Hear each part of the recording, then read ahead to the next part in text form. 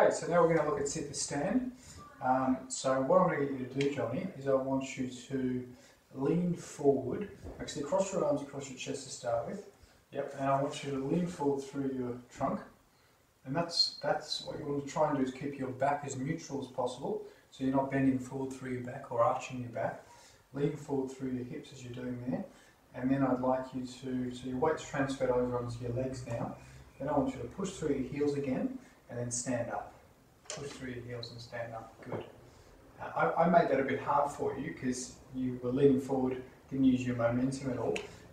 Come down, back down again. Let's go through that again. So this time, lean forward with your trunk, and then push through your heels and stand. That's perfect. That's really good. And then down again. Now we can adjust the height of the seat, and if that's too hard initially, we can get the seat higher to start with. What you can do at home, if you've got a kitchen chair, is actually put something on the chair that you're going to be then allowing yourself to go higher. What I want to show you though is how we're going to do it for the study. So for the study, let's get you standing, and what I would like you to do is I want you to sit down, but before your bottom touches the chair, then I want you to go back up again. So when you're about 5 centimeters away from the chair, go back up again. So slowly, again we're going to count, so we're going to do 3 seconds down, 3 seconds up. Alright, so let's do that together.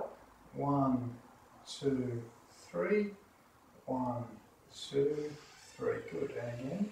1, 2, 3, 1, 2, 3. Good. Have a rest there, Johnny. Okay. So we're just going to stop it there for a second. And then we're going to do... Okay. Let's get you standing. Okay, so now you can see that I've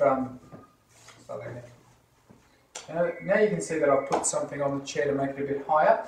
And what I want you to do, John, is I want you to stand here again, and I want you to, for a count of 3 seconds, go down. When you're 5 centimeters away from there, then I want you to go back up again. Okay, off you go. 1, 2, 3. 1, 2, 3. Now the cues that are important here are slowly, so 3 seconds down, 3 seconds up, pushing through your heels and making sure your knees stay apart. So you don't want your knees to be collapsing inwards when you're doing this, which is quite common. And if you find that's happening and you're not able to control that, then you need to add more raises so that you're not going down as far. Okay, so off you go again, Johnny. Try and keep your knees out, very slowly, pushing through heels. Before you touch, then come up again. That's perfect. Now the way we're going to progress that, when you can do 2 sets of 20 of that quite easily, we're going to add a theraband to, around your knees. So let's get you stepping into that. Yep, that's it. Okay, so around the knees. Yep, thank you. Now, what you want is you want to keep your knees apart. So forcibly keep your knees apart, make sure there's tension on that band, and off you go. So this allows your hips to work a little bit harder against the resistance of the band. And again, we're going to work up to 2 sets of 20. When that's easy, we're going to give you some harder resistance band and progress that. That's great. Okay, have a rest.